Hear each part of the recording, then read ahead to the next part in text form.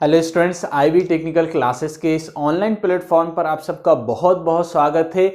आज हम लोग बहुत ही इंपॉर्टेंट सब्जेक्ट यानी कि इलेक्ट्रिक मोटर एंड ट्रांसफार्मर का सिलेबस एनालिसिस करने जा रहे हैं।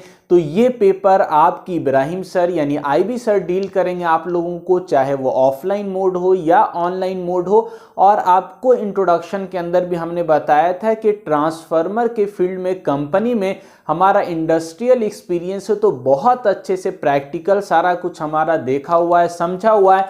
इसके अलावा 8 वर्षों से टीचिंग का अनुभव है, एक्सपीरियंस है।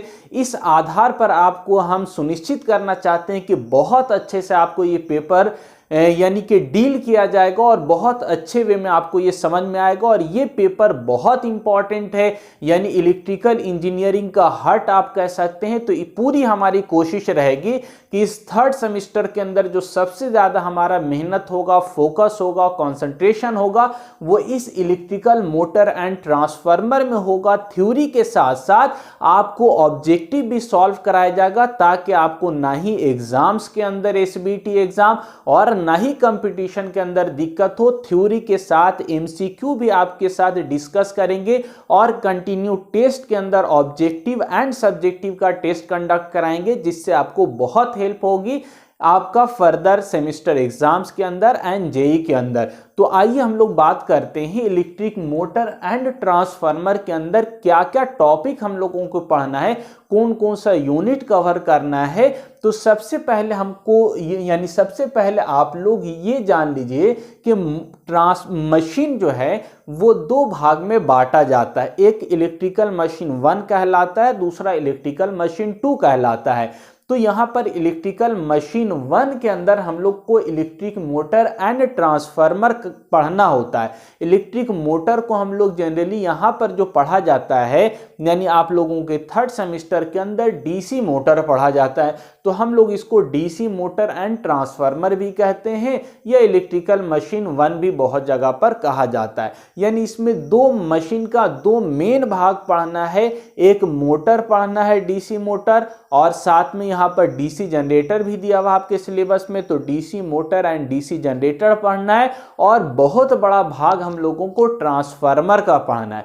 और फिर अगले सेमेस्टर में जब 4th सेमेस्टर में जाइएगा तो वहां पर आपको एसी मशीन पढ़ना होगा, जिसको पहले एसी मशीन कहा जाता था, अब उसको वहां पर नाम बदल दिया है, लेकिन सिलेबस लगभग सेम है। वहां पर आपको पढ़ना होगा यानी एसी मशीन जो भी है, इंडक्शन मशीन हो गया, सिंक्रोनस मोटर हो गया, अल्टरनेटर हो गया। तो जो बचा हुआ भाग है एसी मोटर, एसी जनरेटर, वो आगे के सेमेस्टर में आपको मिलेगा। तो यहां पर डीसी का motor, DC generator and transformer, ये 3 टॉपिक पढ़ना है। और देखने में टॉपिक तो छोटा लग रहा है, लेकिन बहुत वास्ट है, बहुत कंसेप्चुअल है और बहुत कुछ सीखने को आपको मिलेगा।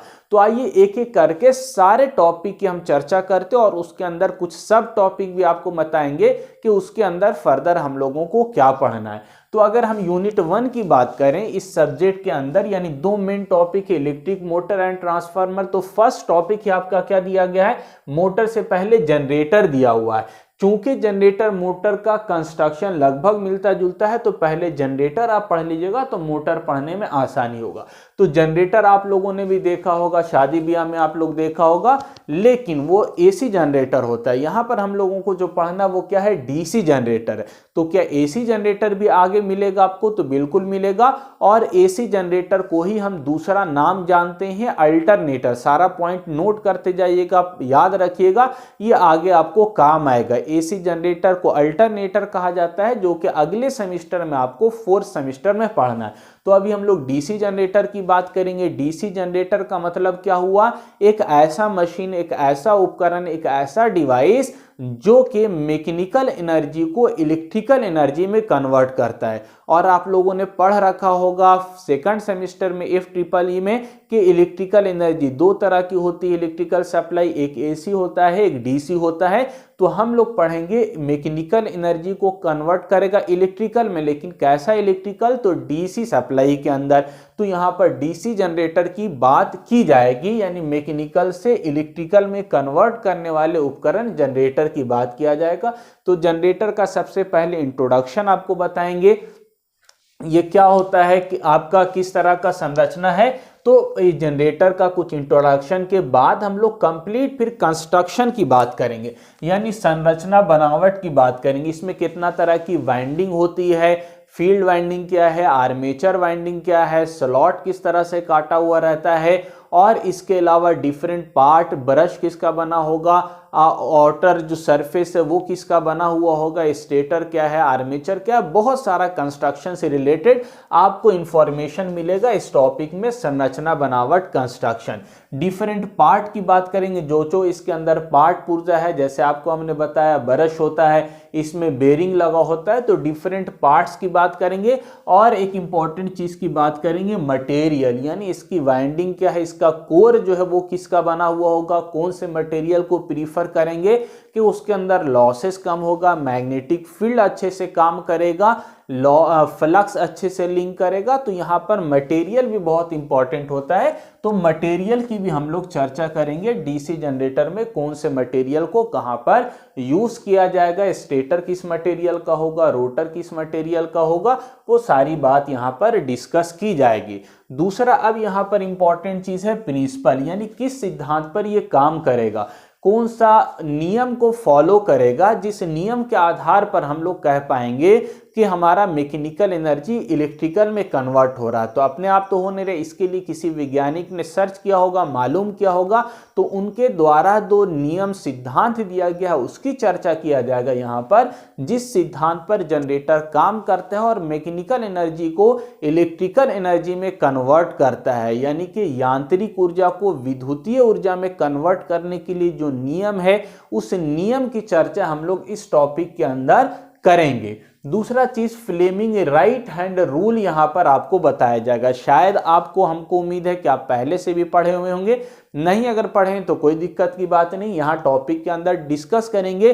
फ्लेमिंग एक वैज्ञानिक थे जिन्होंने राइट हैंड का उपयोग करके एक नियम दिया, जिसके अंदर इन्होंने करंट फ्लो होने के डायरेक्शन को मालूम करने का एक तरीका बताया है। तो जनरेटर के अंदर फ्लेमिंग राइट हैंड के रूल के द्वारा हम लोग करंट डायरेक्शन को मालूम करते हैं with the help of magnetic field, और आपका फोर्स किस डायरेक्शन में लग रहा है उसकी सहायता से। इसके अलावा डायग्राम हम लोग इसका बेसिक यानी वर्किंग प्रिंसिपल है, तो किस तरह से आर्मेचर घूम रहा है, फ्लक्स कट हो रहा है, ईएमएफ इंड्यूस हो रहा है, उसका बेसिक हम लोग डायग्राम भी देखेंगे। कंस्ट्रक्शन का डायग्राम अलग बनेगा, डिटेल डायग्राम बना के हम लोग समझेंगे। इसके अलावा वर्किंग प्रिंसिपल का भी हम लोग डायग्राम देखेंगे। ईएमएफ इक्वेशन, जनरेटर घूम रहा है, ईएमएफ इंड्यूस हो रहा है, वोल्टेज उत्पन्न हो रहा है, तो कितना वोल्टेज उत्पन्न होगा, तो उस वोल्टेज का मान मालूम करने के लिए हम लोग इक्वेशन एक निकालेंगे, और उस इक्वेशन की सहायता से कहेंगे हम लोग कितना स्पीड है, कितना नंबर ऑफ टर्न्स है, वाइंडिंग है, मैग्नेटिक फील्ड है, और उसके अनुसार वहां पर ईएमएफ विभवांतर आपका उत्पन्न होगा। तो यहाँ पर हम लोग ईएमएफ का इक्वेशन निकालना सीखेंगे। इसके अलावा देखिए बहुत इंपॉर्टेंट टर्म होता है आर्मेचर रिएक्शन, यानी मैग्नेटिक फील्ड के अंदर और आपका यानी कि आर्मेचर फील्ड, दोनों फील्ड के बीच में क्या होता है, एक प्रकार का रिएक्शन होता है, तो उस रिएक्शन को ही हम लोग आर्मेचर रिएक्शन कहेंगे। इसके डिटेल चर्चा हम लोग इस टॉपिक के अंदर जानेंगे, और बहुत इंपॉर्टेंट टॉपिक है, आगे आपका अल्टरनेटर में भी ये चीज काम आएगा। तो आर्मेचर रिएक्शन की बात करेंगे, कम्यूटेशन को हम लोग समझेंगे, कम्यूटेशन क्या होता है, इसको किस तरह से हम लोग, यानी इसका प्रोसीजर क्या होता है, इसके अंदर प्रॉब्लम क्या है, उसको दूर कैसे किया जाएगा, तो कम्यूटेशन की चर्चा बहुत डिटेल में की जाएगी। इसके अलावा एप्लीकेशन, यानी हम लोगों को जनरेटर कहाँ कहाँ पर यूज होगा, इसका एप्लीकेशन क्या है प्रैक्टिकली, तो जनरेटर से रिलेटेड आपको बहुत सारा इंफॉर्मेशन मिल जाएगा। और ये सारा जो हम लोग बात करेंगे वो डीसी जनरेटर के लिए करेंगे। और एसी जनरेटर की बात हो गई, यानी मैकेनिकल से अगर एसी आपको सप्लाई चाहिए तो उसको अल्टरनेटर कहेंगे, और उसकी चर्चा आगे के सेमेस्टर में की जाएगी। तो यहाँ पर हम लोग डीसी जनरेटर से रिलेटेड उसका कंस्ट्रक्शन, उसका वर्किंग प्रिंसिपल, उसका आर्मेचर रिएक्शन, कम्यूटेशन, उसका एप्लीकेशन, सारा डिटेल हम लोग चर्चा इस फर्स्ट यूनिट के अंदर करेंगे। दूसरा यूनिट आपका दिया हुआ है डीसी मोटर। मोटर तो आप लोग देखा ही होगा, नहीं देखा तो घर में देख लीजिएगा, छत के ऊपर जो टंगा हुआ पंखा वो क्या है, मोटर है। मोटर किसको कहते हैं, तो मोटर ऐसे डिवाइस को कहते हैं जो कि इलेक्ट्रिकल एनर्जी को मैकेनिकल एनर्जी में कन्वर्ट करता है। एक ऐसा यंत्र, एक ऐसा उपकरण, एक ऐसा डिवाइस जो कि इलेक्ट्रिकल एनर्जी को, विद्युतीय ऊर्जा को यांत्रिक ऊर्जा में बदलता है, उसको मोटर कहा जाता है। जितना भी आप देखेंगे घर में, अगर आप दाढ़ी बनाते होंगे ट्रिमर यूज होता है, तो वो क्या कर रहा है, बैटरी से सप्लाई लेकर मैकेनिकल में कन्वर्ट कर रहा है। पंखा लगा हुआ है, इलेक्ट्रिकल सप्लाई है, मैकेनिकल रोटेट कर रहा है जिससे आपको हवा मिल रहा है। घर के अंदर मशीन लगा हुआ है मसाला पीसने का, वो भी मोटर है। तो हर जगह पर आप पानी भर रहे हैं, वो उसके अंदर मोटर है ना। पंप लगा हुआ है, तो बहुत जगह पर मोटर का उपयोग होता है। लेकिन जनरली जैसे घर में है तो वो सारा एसी मोटर है। हम लोगों को जो पढ़ना है वो कौन सा है, डीसी मोटर पढ़ना है। तो डीसी मोटर का मतलब क्या है कि ये कैसे सप्लाई पर चलेगा, तो ये मोटर किस पर चलेगा, इसके इनपुट के रूप में क्या दिया जाएगा, डीसी दिया जाएगा। और आउटपुट हमको क्या मिलेगा, तो आउटपुट में हमको मैकेनिकल एनर्जी मिलेगी। तो हम लोगों को डीसी मोटर पढ़ना है। बाकी एसी मोटर की चर्चा आगे के सेमिस्टर में यानी 4th सेमिस्टर में किया जाएगा। तो डीसी मोटर में क्या पढ़ना है, तो इसका बेसिक इंट्रोडक्शन पढ़ना है। इसके बाद टाइप्स ऑफ डीसी मोटर पढ़ना है। अलग अलग टाइप होता है अकॉर्डिंग टू एक्साइटेशन, उत्तेजित किस तरह से कर रहे हैं, मैग्नेटिक फील्ड किस तरह से बन रहा है। सेपरेटली एक्साइटेड आपका डीसी सीरीज मोटर होता है, शंट मोटर होता है, कंपाउंड मोटर होता है, डिफरेंशियल मोटर होता है। बहुत अच्छे से आपको हम बताएंगे, कहीं पर कोई दिक्कत नहीं आएगा। बहुत बार ये सारे टॉपिक को हमारे द्वारा पढ़ाया गया है। तो ये टाइप्स ऑफ मोटर हम लोगों को पढ़ना है। फ्लेमिंग लेफ्ट हैंड रूल पढ़ना है। फ्लेमिंग आप लोगों ने नाम तुरंत सुना थोड़ा देर पहले, एक वैज्ञानिक थे जिन्होंने राइट हैंड रूल दिया और साथ ही साथ इन्होंने लेफ्ट हैंड रूल भी दिया। बाएं हाथ से एक चीज निकालना इन्होंने सिखाया है।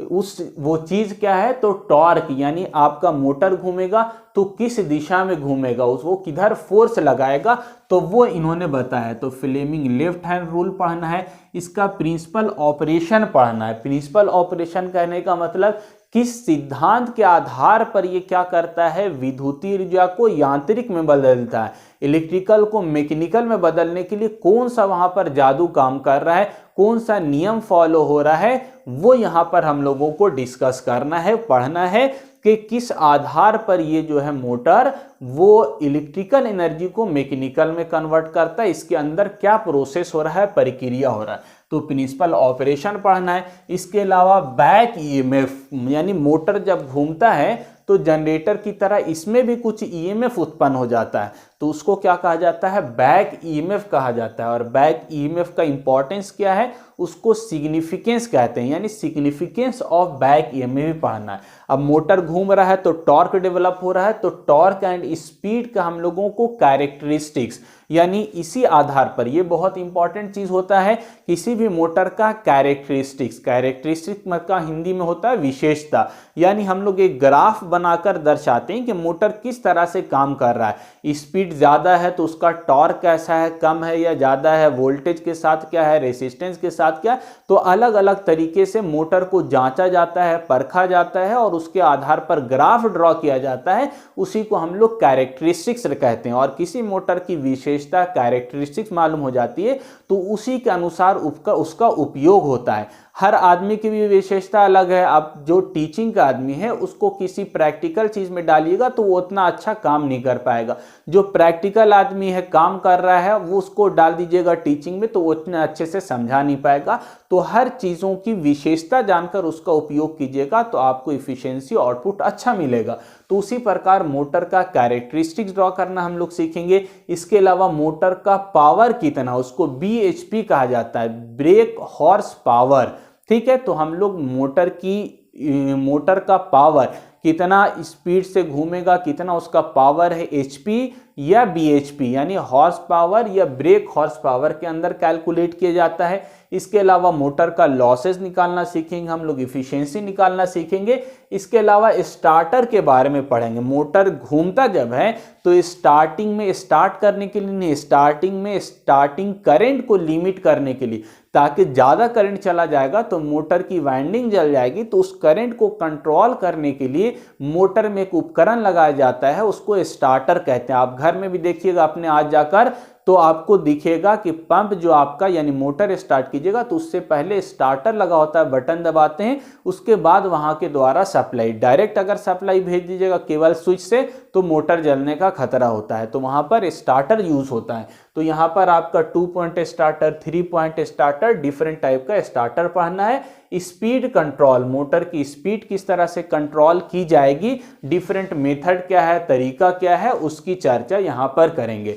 तो मोटर से रिलेटेड आपको बहुत सारा इंफॉर्मेशन यहाँ पर मिल जाएगा, उसका कंस्ट्रक्शन, उसका वर्किंग यानी working principle, different types of motor, इसकी इफिशिएंसी, इसके अंदर लॉसेस, इसका स्टार्टर कितने टाइप का है, स्पीड कंट्रोल कैसे होगा। तो मोटर से रिलेटेड बहुत सारा इंफॉर्मेशन आपको इस यूनिट 2 के अंदर मिलेगा और बहुत अच्छे से आपको इस टॉपिक को हम डील करेंगे। अब यहां से मेन कहानी स्टार्ट होता है और मेन आपका टॉपिक स्टार्ट होता है जिसको ट्रांसफार्मर कहा जाता है। मेन क्यों बोल रहे हैं, इंपॉर्टेंट क्यों बोल रहे हैं, क्योंकि आपके सिलेबस का 70% जो सिलेबस है वो ट्रांसफार्मर से रिलेटेड है। यानी मैक्सिमम जो क्वेश्चन आता है, चाहे आपका SBTE हो जाए या आपका JEE हो जाए, वो ट्रांसफार्मर से आता है। तो ट्रांसफार्मर बहुत इंपॉर्टेंट है, इसीलिए आप यहां पर देखेंगे यहां का जो 3 यूनिट है इसके बाद वो आपका ट्रांसफार्मर। यूनिट खाली नाम का नहीं, यूनिट के अंदर बहुत सारा सब टॉपिक है। यानी मैक्सिमम जो आपको टाइम लगेगा इस सिलेबस को कवर करने में वो ट्रांसफार्मर पर लगेगा। और मैक्सिमम जो नंबर भी पूछा जाता है, एग्जाम्स के अंदर क्वेश्चन पूछा जाता है, वो इसी ट्रांसफार्मर से ही पूछा जाता है। अब ट्रांसफार्मर में भी अलग अलग है, सिंगल फेज ट्रांसफार्मर है, 3 फेज ट्रांसफार्मर है and special transformer, special type transformer. तो 3 चैप्टर यहां पर हमको पढ़ना ट्रांसफार्मर से रिलेटेड। तो फर्स्ट चैप्टर देखिए, फर्स्ट चैप्टर क्या लिखा गया है, single phase transformer. Single phase का मतलब क्या हुआ, इसके अंदर एक ही सप्लाई यानी एक ट्रांसफार्मर है तो केवल 2 तार इसके अंदर आएगा। एक आपका क्या होगा, फेज वायर होगा और दूसरा न्यूट्रल होगा। तो एक फेज एंड एक न्यूट्रल रहेगा, तो इसको क्या बोला जाता है, सिंगल फेज। आउटपुट में भी सेम आपका एक फेज वायर और दूसरा न्यूट्रल वायर, तो ये कैसा कहलाएगा, सिंगल फेज ट्रांसफार्मर कहलाएगा। तो हम लोग सबसे पहले सिंगल फेज ट्रांसफार्मर का कुछ इंट्रोडक्शन जान लेंगे। उसके बाद टाइप्स ऑफ ट्रांसफार्मर, यानी ट्रांसफार्मर कितने प्रकार का होगा, स्टेप अप ट्रांसफार्मर क्या होता है, स्टेप डाउन ट्रांसफार्मर क्या होता है, इसके अंदर यानी कोर के आधार पर कोर टाइप ट्रांसफार्मर क्या है, शेल टाइप ट्रांसफार्मर क्या है।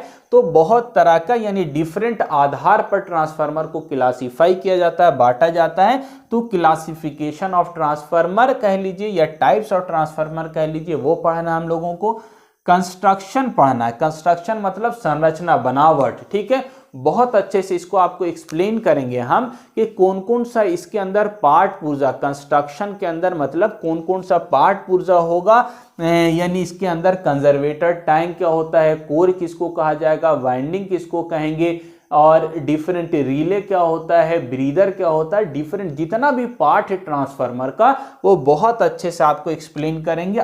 यानी पढ़ने के बाद आपको कभी भी दिक्कत नहीं होगा। तो कंस्ट्रक्शन पढ़ेंगे, मटेरियल क्या क्या यूज होगा इसके अंदर वो इंपॉर्टेंट है, क्योंकि नॉर्मल मटेरियल यूज कीजिएगा तो लॉसेस बढ़ जाएगा, हानि बढ़ जाएगा, सही से कन्वर्ट नहीं होगा। तो यहां पर हम लोगों का मटेरियल भी इंपॉर्टेंट होता है। तो कौन सा मटेरियल यूज करेंगे ताकि हमको इफिशिएंसी अच्छी मिल जाए, उस मटेरियल की चर्चा यहां पर करेंगे। अब देखिए यहां पर दिया है प्रिंसिपल ऑफ ट्रांसफार्मर, ठीक है। प्रिंसिपल ऑफ ट्रांसफार्मर कहने का मतलब किस सिद्धांत पर काम करेगा। ट्रांसफार्मर के अंदर थोड़ा सा आइडिया आपको होगा कि 2 वाइंडिंग होती है, एक प्राइमरी वाइंडिंग और दूसरी सेकेंडरी वाइंडिंग, और ये दोनों अलग होता है, आइसोलेटेड होता है, एक दूसरे से कोई इलेक्ट्रिकल रिलेशन नहीं होता है। तो किस तरह से हमारा इलेक्ट्रिकल पावर इस प्राइमरी सर्किट से सेकेंडरी सर्किट में ट्रांसफर हो जाता है या बढ़ जाता है वोल्टेज या घट जाता है, वो सब कैसे होता है, किस सिद्धांत पर इलेक्ट्रिकल पावर का ट्रांसफॉर्मेशन होता है, तो वो हम लोगों को पढ़ना है, प्रिंसिपल ऑफ ट्रांसफार्मर।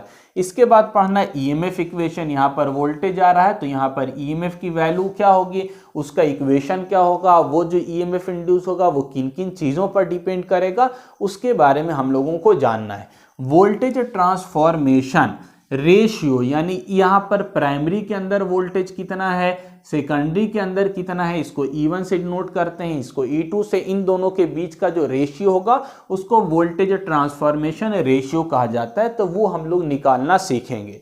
और क्या पढ़ना हम लोग को, no load and on load. No load मतलब जब हम लोग मोटर ट्रांसफार्मर यहाँ पर कोई लोड नहीं लगा हुआ है, लोड कहने का मतलब कोई पंखा, बल्ब, फ्रिज की कोई भी चीज़ कनेक्टेड नहीं है, उस समय इसका परफॉर्मेंस कैसा है, इसकी रेगुलेशन कैसा है, इसकी इफिशिएंसी कैसा है, लॉसेस कैसा है, वो सारी बात हम लोग जानेंगे। साथ ही साथ लोड कंडीशन पर, लोड का मतलब यहां पर अब बल्ब, पंखा, फ्रिज लगा दिया है, सप्लाई दे रहे हैं, तो अब कितना करंट जा रहा है, कितना लॉस हो रहा है, कितनी इफिशिएंसी है, कैसा रेगुलेशन है, वो सारी चीज चर्चा करना। और सबसे ज्यादा इंपॉर्टेंट है इन दोनों नो लोड और ऑन लोड को हमको किसके माध्यम से दिखाना है, तो फेजर डायग्राम के माध्यम से। अब यहीं पर बहुत सारे बच्चे कंफ्यूज हो जाते हैं, तो मैं आपको आशा दिलाता हूं, उम्मीद दिलाता हूं और आपसे वादा करता हूं कि फेजर डायग्राम आपको इतना अच्छे से बताया जाएगा कि आपको कभी भी इसके अंदर दिक्कत नहीं होगी। फेजर डायग्राम बहुत इंपॉर्टेंट होता है, अगर एक बार फेजर डायग्राम समझ गए तो कभी भी आपको प्रॉब्लम नहीं होगा। और एग्जाम्स के अंदर अगर फेजर डायग्राम बनाते हैं तो आपका बहुत अच्छा इंपैक्ट पड़ता है, बहुत अच्छा इंफॉर्मेशन जाता है एग्जामिनर के ऊपर कि बच्चा इस सब्जेक्ट के अंदर, इस टॉपिक के अंदर बहुत अच्छा ग्रिप रखे हुआ है, बहुत अच्छा पकड़ है। तो फेजर डायग्राम की सहायता से load and no load condition को हम लोग रिप्रेजेंट करना सीखेंगे। इसके अलावा ट्रांसफार्मर की रेटिंग हम लोग निकालना सीखेंगे। आप याद रखिएगा अभी से, ट्रांसफार्मर की जो रेटिंग होती है यानी ट्रांसफार्मर का जो पावर हम लोग दिखाते हैं वो केवीए के फॉर्म में दिखाते हैं, केवीए किलो वोल्ट एम्पियर में दिखाते हैं।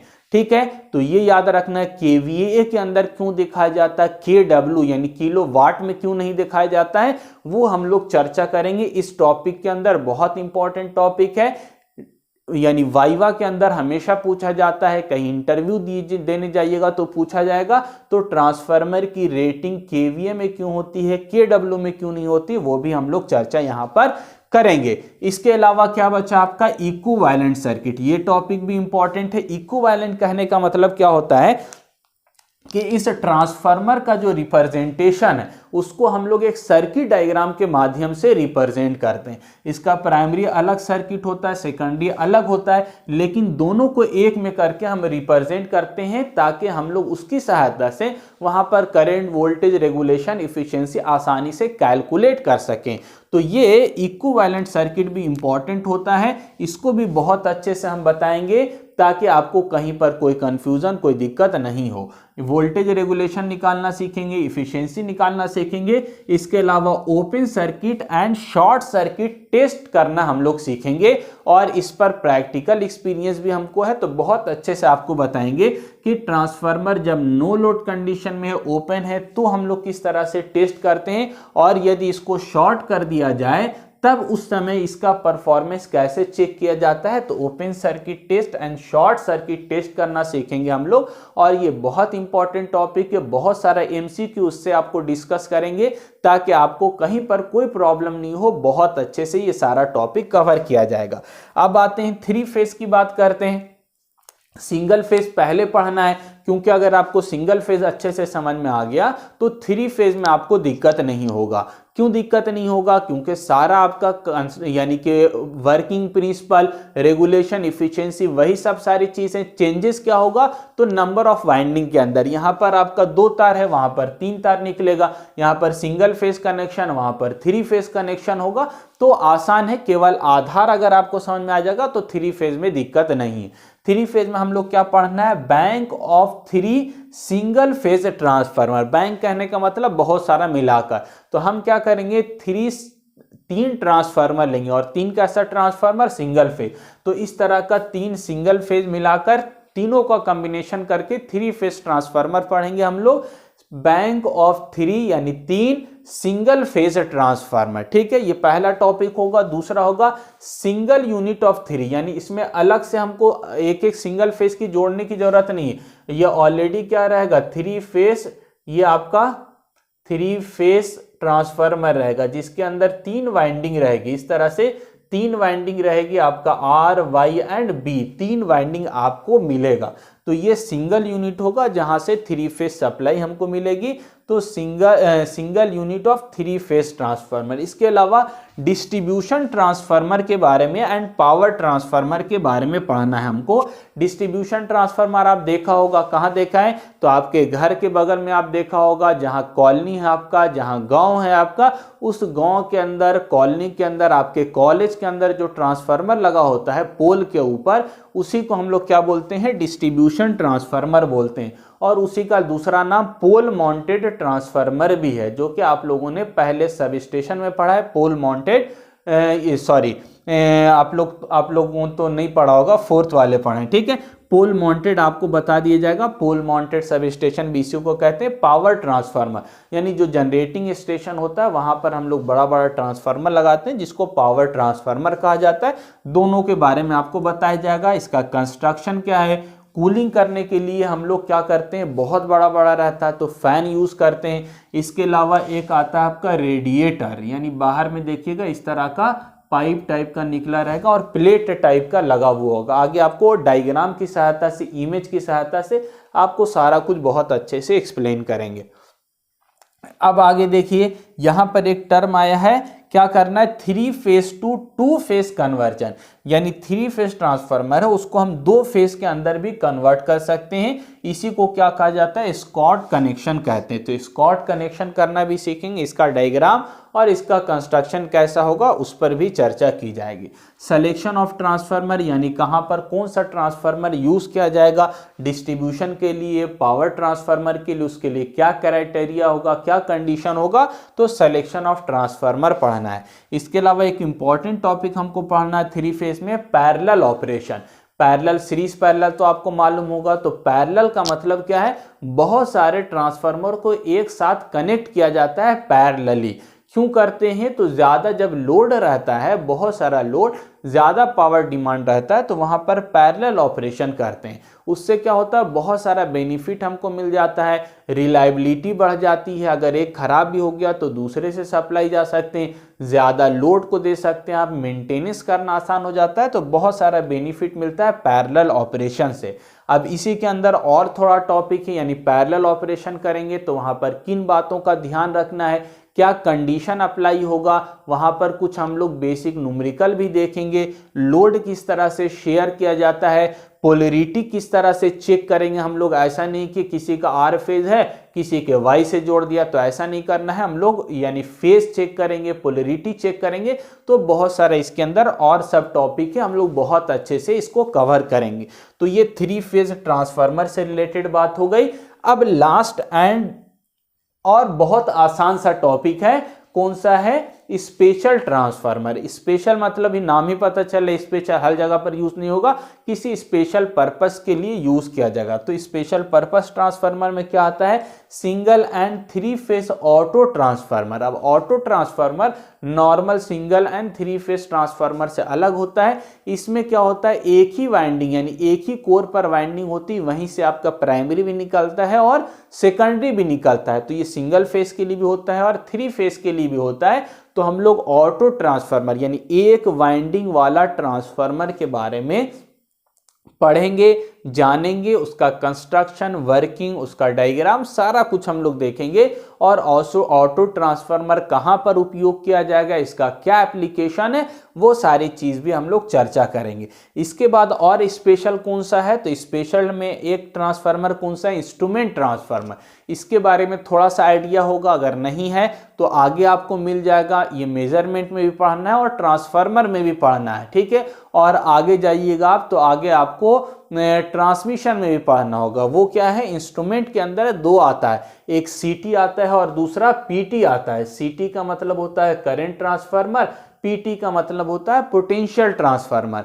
तो सीटी एंड पीटी के बारे में चर्चा किया जाएगा। Current transformer and potential transformer आसान है, बहुत अच्छे से बता देंगे, कोई दिक्कत नहीं होगा। आइसोलेशन ट्रांसफार्मर होता है, आइसोलेशन ट्रांसफार्मर को हम लोग 1:1 रेशियो ट्रांसफार्मर भी कहते हैं। यानी जितना नंबर ऑफ टर्न्स, जितना वाइंडिंग इसमें प्राइमरी साइड में होगा उतना ही सेकेंडरी साइड में होगा। तो केवल आइसोलेशन के लिए, यानी कि पहला सर्किट और दूसरे सर्किट में आइसोलेशन के लिए इसका यूज किया जाता है, तो इसको आइसोलेशन ट्रांसफार्मर कहते हैं। इसके अलावा वेल्डिंग ट्रांसफार्मर के बारे में पढ़ना हमको, और 1-2 टॉपिक है, उन सारी चीजों के बारे में चर्चा करेंगे। तो उम्मीद है हमको बहुत अच्छे से आपको सिलेबस समझ में आया होगा, क्या क्या टॉपिक पढ़ना है हम लोगों को मोटर एंड ट्रांसफार्मर से रिलेटेड। तो आपसे रिक्वेस्ट है कि आप लोगों यानी आप लोग जरूर इस वीडियो को अपने दोस्तों तक शेयर कीजिएगा, ताकि उन तक भी ये इंफॉर्मेशन पहुंच जाए कि आईबी टेक्निकल क्लासेस के अंदर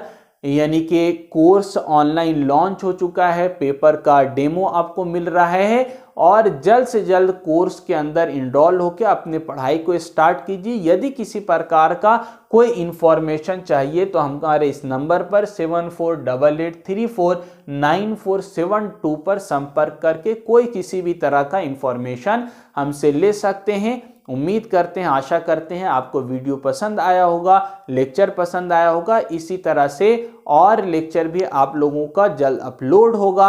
आप लोगों से बस रिक्वेस्ट है, ज़्यादा से ज़्यादा अपने दोस्तों से कम संपर्क करके वीडियो शेयर करके उनको भी इन्फॉर्म कीजिए ताकि उनको भी इसका लाभ और फ़ायदा मिल सके। आज के लिए इतना ही, मिलते हैं नए वीडियो में। Thank you.